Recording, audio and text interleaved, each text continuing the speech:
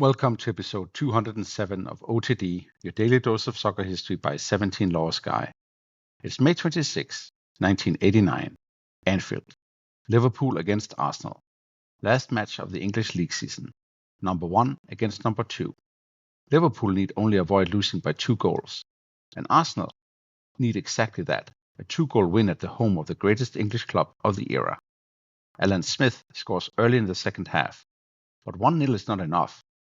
Then, deep into stoppage time, Michael Thomas charges through the midfield. Brian Moore finds the words. It's up for grabs now. Thomas scores. Liverpool 0, Arsenal 2. And with the last meaningful kick of the season, Arsenal steal the title at Anfield. But how did we get here? We start with Liverpool. For 15 years, they had been the defining force in English football. Bill Shankly built the culture. Bob Paisley turned it into a winning machine. Joe Fagan delivered the 4th European Cup. Kenny Dalglish, first as player and then as player-manager, kept the dynasty alive. Look at the Liverpool lineup on this night. Bruce Grobbelaar in goal.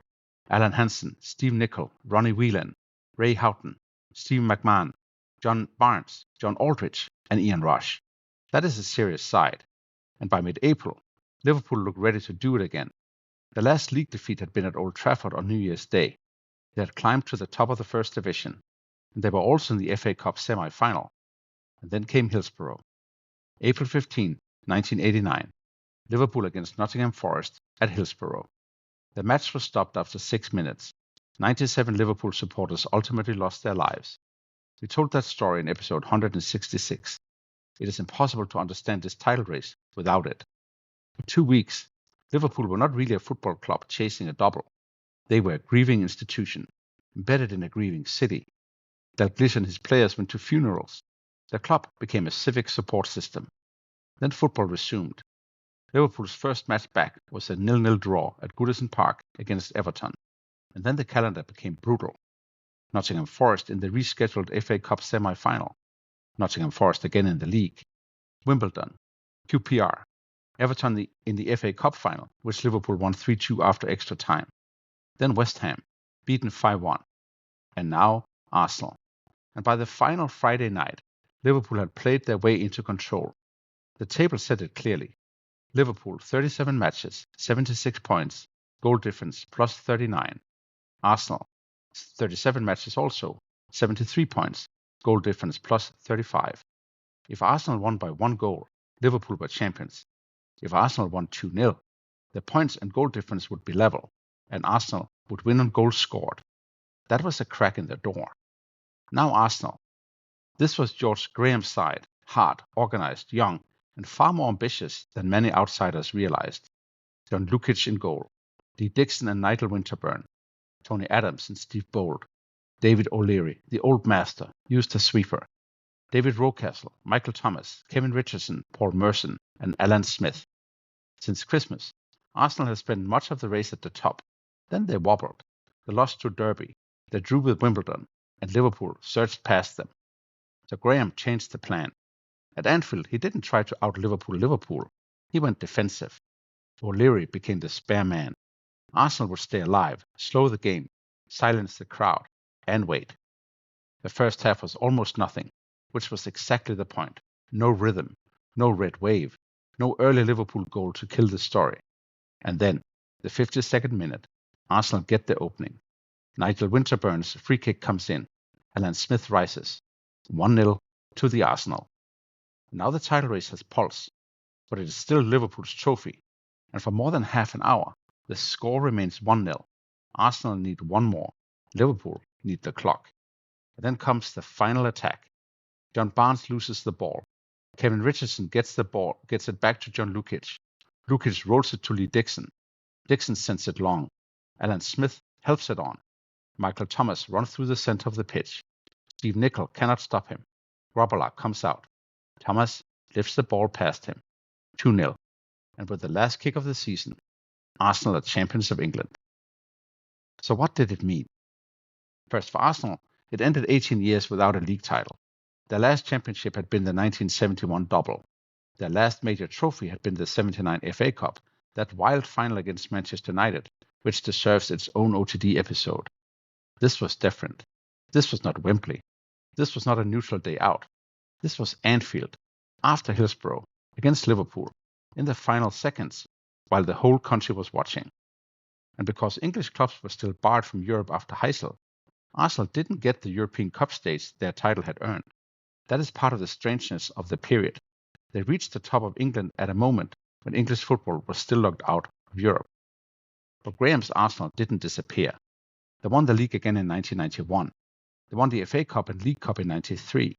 They won the Cup Winners' Cup in Copenhagen in 94, beating Parma 1-0. Then came Wenger, Bergkamp, Vieira, Henry, Pires, Ljungberg, Campbell, the double in 98, another double in 2002, the Invincibles in 2004.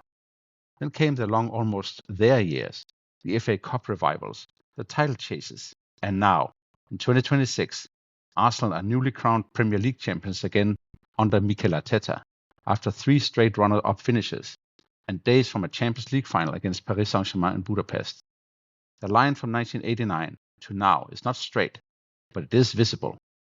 George Graham gave Arsenal steel. Wenger gave them imagination. Arteta has rebuilt them into a modern title machine. What still waits is the European Cup. Second, for Liverpool, the ending is crueler because it was not really the end. And then it was. They bounced back and won the league in 1990, their 18th title. But that became the last one for 30 years. The 1990s brought Souness, Evans, the Spice Boys, Fowler, McManaman, Redknapp, Owen, promise, entertainment, frustration, missed modernizations, and a Premier League landscape increasingly shaped by Manchester United. Yesterday, in episode 206, we talked about how the 2005 miracle of Istanbul gave Liverpool a new European myth. But domestically, the drought lasted until Jurgen Klopp's side won the 2019-20 Premier League in the COVID-prolonged season with 7 matches to spare. Then Liverpool came again under Arne Slot, winning the league in 2025. So when we watch Arsenal and Liverpool now, near the top of the Premier League hierarchy again, we are watching 2 clubs with deeply interwoven histories. Title rivals in 1989, European powers in different eras, both shaped by trauma, reinvention, money, managers, and identity. This match changed how English football remembered itself.